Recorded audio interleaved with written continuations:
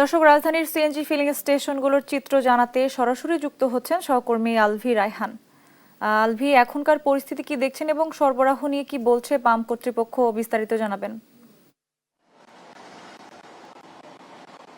দীর্ঘ ২ সপ্তাহ পরে আজকে কিন্তু কিছুটা স্বস্তির নিঃশ্বাস ফেলতে পারছেন এখানকার যে সিএনজি এবং গ্যাসের চালিত যে গাড়ির চালকেরা রয়েছেন তারা। আজকে আমরা দেখেছি সকাল থেকে কিছুটা লাইন কম ছিল এবং অনেক ক্ষেত্রে তারা কিন্তু লাইন না দিয়েও কিন্তু এখানে সরাসরি চলে আসতে পারছেন। আমি আপনাকে যদি আমার পিছনে একটু দেখাই যে দীর্ঘ ২ সপ্তাহ যে অবস্থা ছিল, আজকের অবস্থা ঠিক তারই ভিন্ন চিত্র দেখা যাচ্ছে। আমরা এখানে কথা বলেছি যে মহেশখালীর যে গ্যাসের উন্নতি বা ওইখান থেকে যে গ্যাস সংকট কিছুটা কমেছে এবং সরকারি গ্যাস যে উত্তোলন হওয়া শুরু হয়েছে তারপর থেকে কিন্তু গতকাল রাত থেকে আমরা শুনেছি যে গতকাল রাত থেকে এখানে তাদের গ্যাসের যে সংকট সেটা কিছুটা কমে এসেছে এবং এখানে দীর্ঘ যে লাইনের যে ব্যাপারটি ছিল এবং ঘন্টার পর ঘন্টা সময় অপচয় করা হতো সেই জিনিসটা কিন্তু অনেকটা কমে গেছে। এখানে আমরা আজকে এখানে দেখতে পেরেছি এমনটি চিত্র। তবে রাত থেকে সকাল পর্যন্ত কিছুটা স্বস্তিতে থাকলো, আবার সকাল থেকে আবার তাদের সেই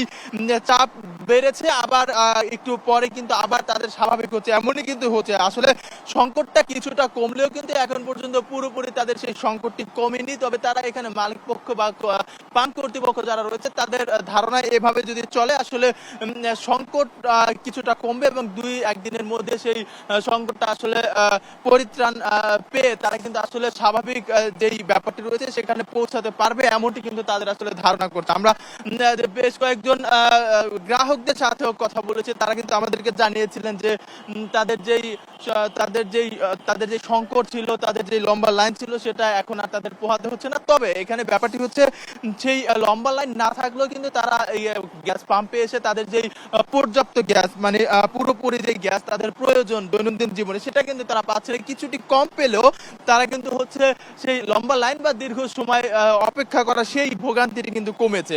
তো এটা নিয়েও কিন্তু আসলে গ্রাহক যারা রয়েছেন তারা এখানে স্বস্তিতে তারা সেই গ্যাস নিচ্ছেন এবং স্বস্তি প্রকাশ করছেন যে ঘন্টার পর ঘন্টা লাইনে না দাঁড়িয়ে আগের মতো সেই সময় অপচয় না করে তাদের সেই জীবনে ব্যাহত হওয়ার যে ব্যাপারটি সেটি থেকে কিছুটা রেহাই পাওয়ার ফলে কিন্তু তারা স্বস্তি প্রকাশ করছেন এবং তাদের সেই জায়গা থেকে তারা কিছুটা আসলে